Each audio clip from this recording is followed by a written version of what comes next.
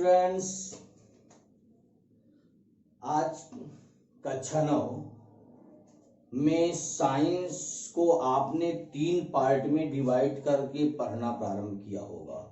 उसका एक पार्ट मैं पढ़ाऊंगा, वह पार्ट होगा फिजिक्स।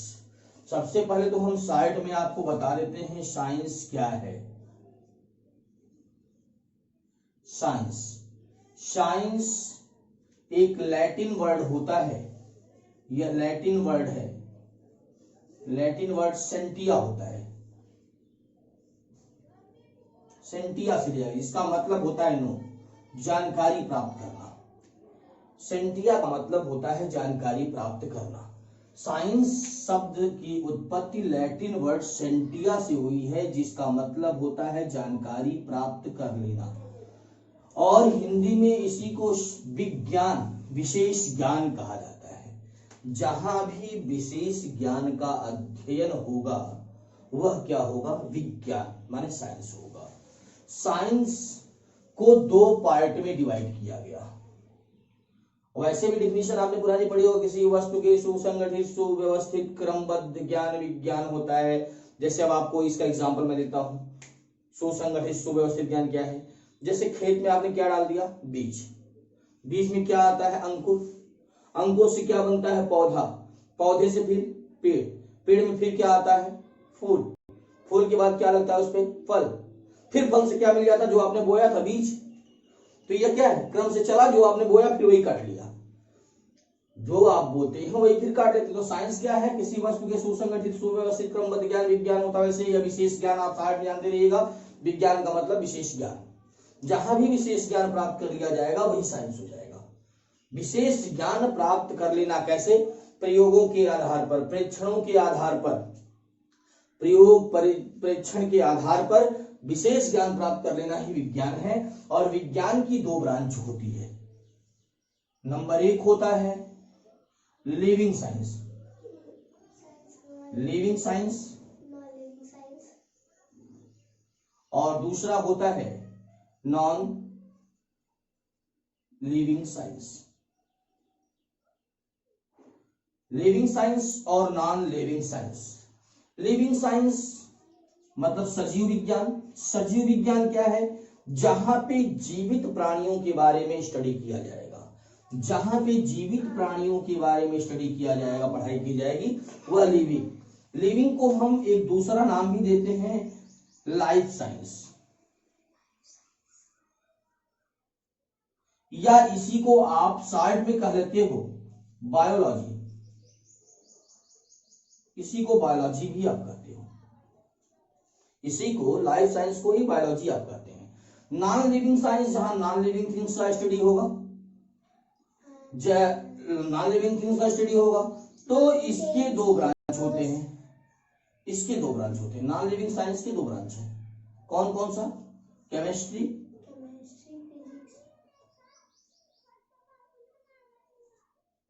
And physics.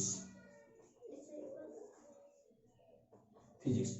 जबकि नॉन लिविंग साइंस के भी 2 ब्रांच हैं, जूलॉजी एंड बॉटनी। अब इससे मेरा कोई लेना देना नहीं। जूलॉजी जहां जंतुओं के बारे में स्टडी करेंगे, बॉटनी पेड़ पौधों के बारे में स्टडी किया जाएगा। तो लिविंग साइंस का मेरा कोई रिश्ता नहीं, ना ही मैं इसके बारे में कुछ बता रहा हूं आपको, ना ही कुछ मैं जानता हूं। ठीक। अब हमें पढ़ाना है non living science. Non living science में जहां नॉन लिविंग थिंग्स का स्टडी होगा, उसका भी यह जो एक पार्ट है केमिस्ट्री, इससे मेरा कोई लेना देना नहीं। हम आज आपको पढ़ाएंगे नॉन लिविंग साइंस का पार्ट फिजिक्स। क्या होता है फिजिक्स? फिजिक्स जो वर्ड है यह फ्यूसिस से प्रोड्यूस हुआ है। फिजिक्स वर्ड कहां से प्रोड्यूस हुआ है? फ्यूसिस शब्द से। यह ग्रीक वर्ड होता है फ्यूसिस। फ्यूसिस मतलब होता है नेचर। नेचर माने जहां प्राकृतिक घटनाओं का स्टडी होगा वह क्या होगा? फिजिक्स। वैसे फिजिक्स की कई ब्रांच होती है। फिजिक्स के बारे में स्टडी करना होगा तो इसकी कई ब्रांच होगी। मैकेनिक्स, नंबर 2 होता है heat and thermodynamics, heat and thermodynamics,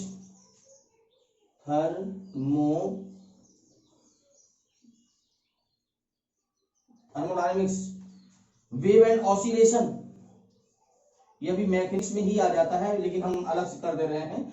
wave and oscillation, wave and oscillation. फिर आता है इलेक्ट्रिसिटी, फिर होता है मैग्नेटिज्म,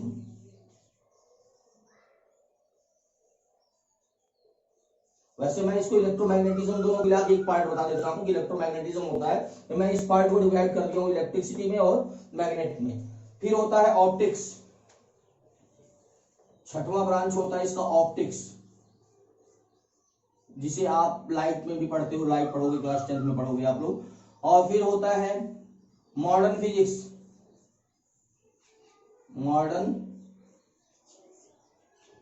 फिजिक्स, और फिर पढ़ोगे न्यूक्लियर फिजिक्स।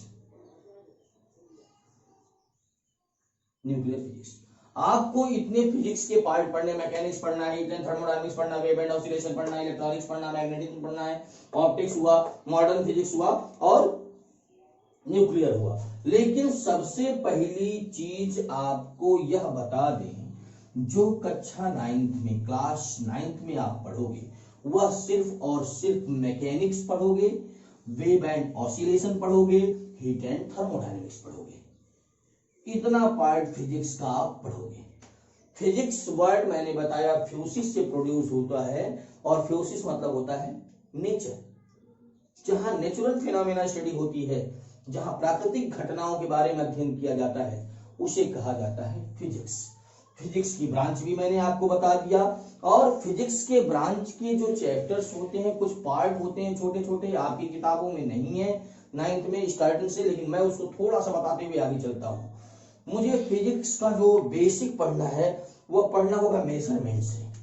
लेकिन मेजरमेंट जो होता है, आप छोटे क्लास 8th में पढ़ लिए होंगे, मेजरमेंट होता है जैसे आप कहीं चीनी लेने गए या कहीं कुछ लेने गए, तो आप क्या दुकानदार से जाकर कहते हैं मुझे चीनी दे दीजिए, तो पूछता है कितना, तो आप कहते हैं एक, तो एक थप्पड़ मारेगा।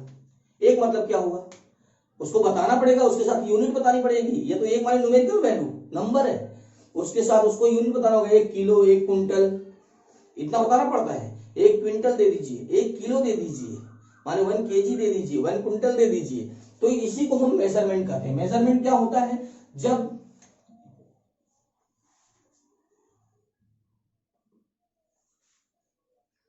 मेजरमेंट क्या होता है, इसे हम मेजरमेंट को कहते हैं मापन। न्यूमेरिकल वैल्यू का उसके यूनिट के साथ यदि कंपैरिजन कर दिया जाता है तो मेजरमेंट होता है। मेजरमेंट मैंने बता दिया क्या है, न्यूमेरिकल वैल्यू के उसके यूनिट के साथ नाप देना ही मेजरमेंट है। और मेजरमेंट में दो चीजों की जरूरत है, यूनिट की और नंबर की। यूनिट और नंबर चाहिए, तो यूनिट चाहिए और नंबर चाहिए। 2 किलो को हम लिख सकते हैं 2000 ग्राम, 2000 ग्राम। यहां नंबर छोटा, यूनिट बड़ी, यूनिट बड़ी, यहां नंबर बड़ी, यूनिट छोटा। मतलब जो न्यूमेरिकल वैल्यू होता है वह इनवर्सली प्रोपोर्शनल का चिन्ह है, इनवर्सली प्रोपोर्शनल होता है किसकी, यूनिट के। मान जिसका नंबर बड़ा उसकी यूनिट छोटी। यह चीज आपको मैंने मेजरमेंट में बता दिया।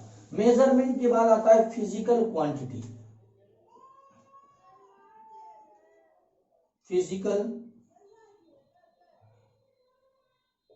क्वांटिटी क्या होता है, when numerical value and unit right together, जब न्यूमेरिकल वैल्यू और यूनिट को एक साथ लिखा जाता है तो इसे कहते हैं physical quantity. Physical quantity 3 type की मैं पढ़ाऊंगा आपको, मैं तेजी के साथ इसलिए भाग रहा हूं, अभी कोर्स में है नहीं है। फिजिकल क्वांटिटी 3 टाइप का होता है। नंबर 1 होता है फंडामेंटल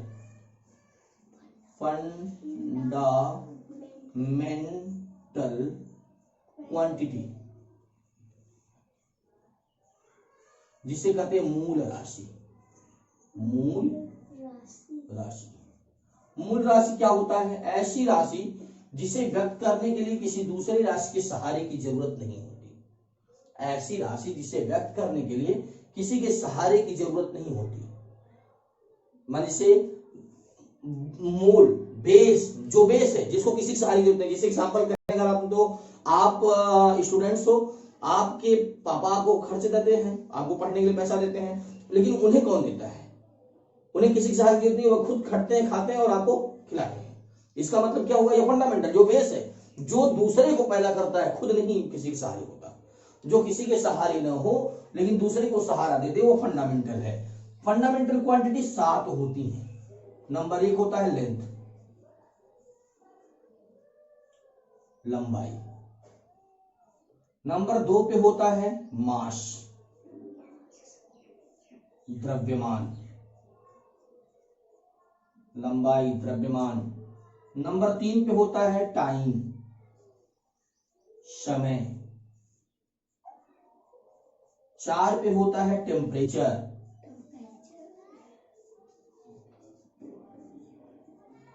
टेम्परेचर, ताप। लेंथ, मास, टाइम, टेम्परेचर। 5वां होता है लुमिनस इंटेंसिटी,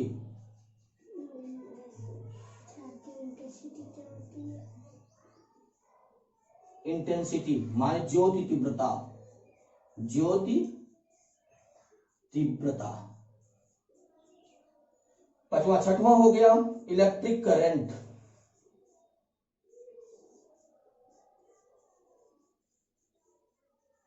इलेक्ट्रिक करंट, वैद्युत धारा, वैद्युत धारा। और होता है अंतिम जो होता है 7वां, mass of substances, mass of substances, substances माने पदार्थ की मात्रा, पदार्थ की मात्रा। माने जो फंडामेंटल क्वांटिटी है उसे किसी के सहारे की जरूरत नहीं होती। फंडामेंटल क्वांटिटी 7 है, लंबाई, द्रव्यमान, समय, ताप, ज्योति तीव्रता, वैद्युत धारा, पदार्थ की मात्रा। इन 7 को किसी के सहारे की जरूरत नहीं होती। और इनके आगे जो मात्रक लगता है, फंडामेंटल क्वांटिटी के आगे जो यूनिट लगाई जाती है उसे फंडामेंटल यूनिट कहते हैं, माने मूल मात्रक कहते हैं। मेरा समझाने का उद्देश्य सिर्फ मूल मात्रक से था, लेकिन मैं ये पीछे ज्यादा चला गया। मूल मात्रक क्या है जान लेना जरूरी है। मूल मात्रक में हम मात्रक को रिप्रेजेंट करने के लिए कुछ क्वांटिटीज बनाई गई है, कुछ सिस्टम बनाया गया है। वह सिस्टम क्या है? मैंने कहा कि फंडामेंटल क्वांटिटी के आगे लगी हुई यूनिट फंडामेंटल यूनिट होती है और इसको लिखने का सिस्टम बनाया गया। नंबर 1 होता है एम के एस सिस्टम, एम के एस। अगर कोई कहे मीटर, यम माने मीटर, के मीन्स किलोग्राम और एस मीन्स सेकेंड। अगर कोई कहे लेंथ की यूनिट एम के एस में, तो आप बताओगे मीटर। अरे भाई लेंथ मेजर करते हैं ना, तो एम के एस में उसकी यूनिट क्या लगाएंगे? मीटर। मास, मास की यूनिट क्या होगी? किलोग्राम, के मीन्स किलोग्राम।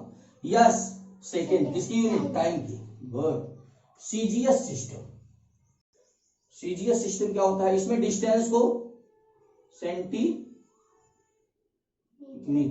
मास को जी मीन्स ग्राम और टाइम को गुड सेकेंड में। और तीसरा होता है एफपीएस सिस्टम, एफपीएस डिस्टेंस को फुट, मास को पाउंड और टाइम को सेकेंड में मेजर करते हैं। लेकिन एसआई सिस्टम जो होता है ये इंटरनेशनल सिस्टम होता है। इसमें डिस्टेंस को स्टैंडर्ड मीटर, स्टैंडर्ड मीटर माने वही सब एम के एस वाला, केवल स्टैंडर्ड नहीं है, standard metre, standard kilogram, standard second होता है। तो इन सब की जरूरत मुझे पड़ेगी फिजिक्स में। न्यूमेरिकल लगाते समय कहीं भी हम अगर यूनिट छोड़ देते हैं तो पूरा मार्क्स नहीं मिलता, इसलिए आप न्यूमेरिकल जानते हैं। एम के एस सिस्टम में दूरी अगर है, डिस्टेंस है, तो इसकी यूनिट मीटर लिखिएगा। मास है तो किलोग्राम लिखिएगा, टाइम है तो सेकेंड लिखिएगा। बिना सिस्टम के कोई न्यूमेरिकल नहीं लगता। और सभी एक सिस्टम में होगा तभी कैलकुलेशन होगा। कि तो सभी एम के एस सिस्टम में हो, माने मीटर, किलोग्राम, सेकंड सिस्टम में हो, कि तो सभी जितने भी पार्ट दिए हैं सब क्या हो? सीजीएस में हो, कि तो सभी एफपीएस में हो, तो सब एक सिस्टम में बना के तब न्यूमेरिकल्स को लगाया जाता है। तो हमारा पढ़ाने का मेन उद्देश्य यही था। वैसे मैं जल्दी से तेजी के साथ आपको क्वांटिटीज के बारे में बता के भाग लेता हूं।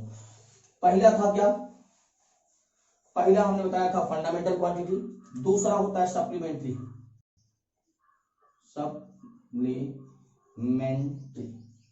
क्वांटिटी माने पूरक, और तीसरा होता है डेराइव्ड क्वांटिटी।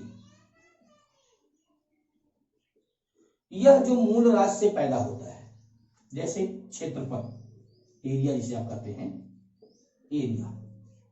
फॉर्मूला क्या होता है?